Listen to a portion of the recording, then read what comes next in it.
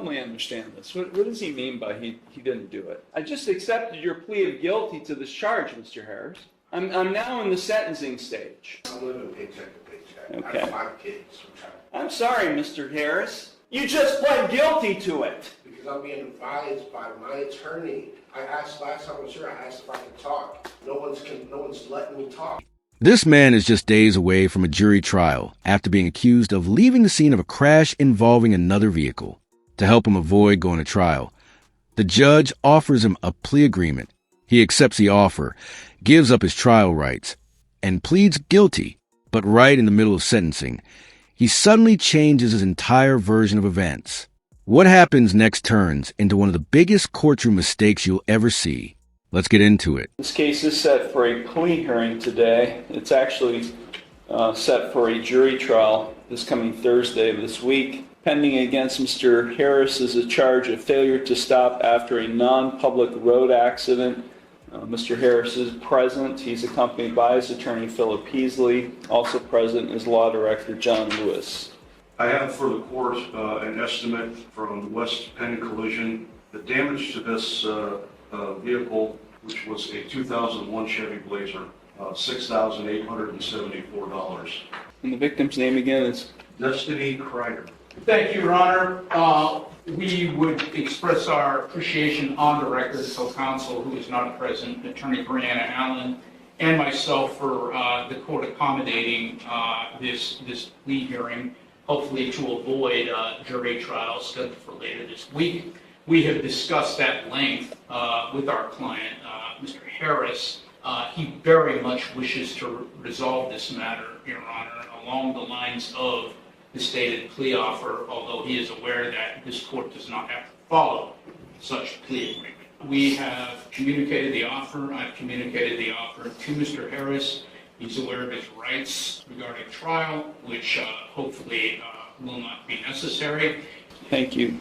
Candace, I don't allow pleas to, this late in the game. We've had, I think, 4, maybe 5 pre-trials or status conferences, but because the level or degree has not changed, and essentially not much has changed in the way of the plea other than what was outlined by the counsel, I will allow this plea to go forward. Thank you. Mr. Harris, it's my understanding today you wish to plead guilty to an amended charge of failure to stop after an accident involving property of others, a first-degree misdemeanor, a violation of Section 335.14a of the Conneaut City Ordinances. Is that what you wish to do today? Yes. You understand by pleading guilty to this charge that you are waiving your right to a trial, which includes your right to cross-examine witnesses and to confront evidence presented against you. You'd be waiving your right to testify or not to testify without any negative connotation. You'd be waiving your right to subpoena witnesses. You'd be waiving your right to a jury trial. You'd be waiving your right to be proven guilty beyond a reasonable doubt. All of those are trial rights you'd be waiving by pleading guilty to this amended charge. Is that what you wish to do? Yes. You are represented by Mr. Heasley as well as Ms. Allen as well as the Public Defender's Office. Have you had sufficient time to consult with them, and are you satisfied with their counsel? Yes. Are you currently under the influence of any drugs, alcohol, or prescription medications that might affect your thinking? No. Are you currently on probation, parole, community control, or post-release control with any court? No. Has anyone made any promises to you as to a particular sentence that induced you to plead guilty to this amended charge today? No. No? And are you thinking clearly and do you understand everything that's happening? Yes. Okay, I'm going to provide to you, Mr. Heasley, a written waiver of your trial rights and right to a jury trial and acknowledgement of effective plea. If you find that document acceptable, you can sign and date it. I do find the defendant's plea of guilty to the amended charge to be knowing, voluntary, and intelligent. The court will accept the guilty plea to the amended charge, and I will therefore find him guilty of the amended offense. We will now proceed to sentencing. Mr. Heasley, is there anything you or your client would like to say at this time before I impose sentence? Thank you, Your Honor. My client, as indicated earlier, does wish very much to resolve this matter, and that basically what influenced the decision not to go to trial, which of course belongs to the defendant rather than counsel. We're aware that there is restitution to be made in this matter, and hopefully that will not be a problem. And he's aware of the possible sanctions that come along with this offense. We would hope that the court not suspend his driving privileges if possible. Where he's aware the court does not have to go along with the agreement, although we would hope that the court would. And once again, we appreciate the opportunity to plead to the lateral offense, same degree that was afforded us in this hearing. Thank you very much. That's all. Thank you. Mr. Harris, is there anything you would like to say at this time before I impose sentence? I'm not sure I'm allowed to say, so I just hope that I keep my license. So. I don't know what I can say, so. Okay. That's all? Yeah. Okay. So I think if there's a restitution component being included in, it seems, because this was not a citation that was issued, this was a complaint filed by the law director, so I can't tell from the paperwork filed with the court whether he had insurance or not, but I'm assuming since restitution is a component of the sentence that there was no insurance? I wasn't the one driving, so Was there insurance on the vehicle? I don't know. I didn't do it, so I don't know. I didn't have the car.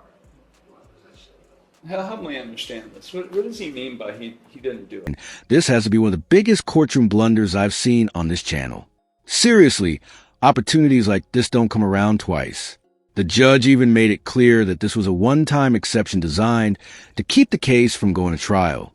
Even with that opportunity, he ended up turning on his own attorney after the lawyer had helped him avoid a much riskier situation. Once a guilty plea is accepted and the court enters a conviction, taking it back is incredibly difficult. Trying to reverse it usually sends the entire case back into uncertainty and slows everything down. He had a clear path in front of him, but instead, he threw it all into question right there in courtroom.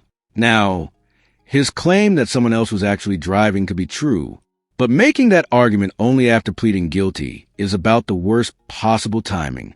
He says he never had a chance to explain himself, yet he had multiple opportunities before reaching this point and waited until the very last moment. I'm sorry.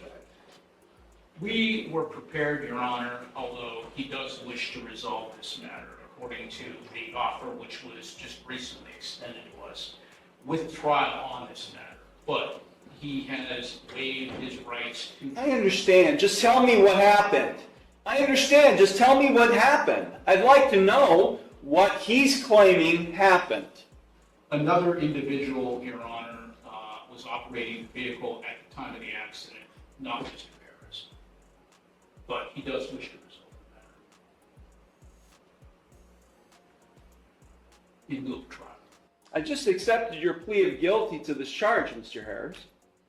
I'm now in the sentencing stage. Okay, I understand, but I'm getting advised by my lawyer, so I'm not, as I said, I don't know what I'm allowed to say and not allowed to say. I'm trying to be respectful. The judge wanted to know regarding insurance on the vehicle.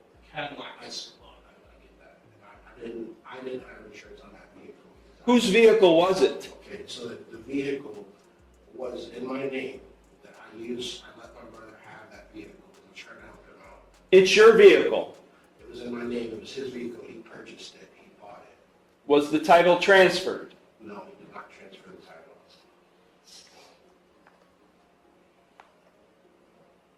I'll continue to talk for you. You can talk to your attorney. I'm trying to pull teeth here about what happened. I mean, I'm sentencing you, and I don't have all the information. Okay? Was he in the car? I feel like I'm cross-examining him. Was he in the car at the time? no, sir. Okay. So, here's what I'm getting at, Mr. Heasley, specifically for you. If he pleads to a charge where he's operating a vehicle in an accident, and he's not able to provide proof of insurance on the vehicle he was driving, what happens? It's a non-compliance suspension with the Bureau of Motor Vehicles. Right? I mean, I know this amendment was all about trying to avoid a license suspension, but if he pleads guilty to operation, and he's not able to provide proof of insurance, then it's a non-compliance suspension. Yes, sir. Do you have the restitution to pay today? How long will it take you to get it? This case has been pending since December. You haven't been setting any money aside for that possible consequence? I'm living paycheck to paycheck. I Okay. have 5 kids, which I'm sorry, Mr. Harris, I'm but take a look behind you. I didn't do it You just pled guilty to it. because I'm being advised by my attorney. I asked last time I was here, I asked if I could talk. No one's letting me talk. Well, we've got an appeal issue right now. We got an ineffective assistance of counsel claim right now. And I'm not going to allow this thing to go up on appeal, and you guys spend all kinds of time dealing with an appeal. I'm going to leave. And you guys are going to talk about this, and then we're going to resolve it, because I'm not sentencing right now. Because I'm not going to allow you to waste your time having to deal with an appeal on an ineffective assistance of counsel claim. This case is going to a jury trial. I'm vacating the conviction. This case is going to a jury trial on Thursday. You want your trial? You got it, Mr. Harris. This case is being vacated. I'm sorry, Ms. Kreider. This case is going forward to a jury trial. I'm vacating the conviction, and we are not proceeding the sentence. Now, the case is headed toward a jury trial in just a few days, and that could end up being the worst possible outcome for him. The jurors won't hear about the plea negotiations or everything that happened during today's hearing. They'll simply listen to the evidence presented in court and decide the case based on those facts. There's a real possibility he could end up with a harsher result than the deal he already had. He was offered an opportunity, lost it, and now the outcome rests in the hands of jury with far less reason to be lenient. What do you think? Do you believe his claim that he wasn't the one driving? He does seem sincere when he tells his side of the story. So I'm sure opinions will be divided. Let me know where you stand in the comments. And if you enjoyed this courtroom breakdown, don't forget to like and subscribe. It really helps support the channel and allows me to keep bringing you real courtroom cases like this.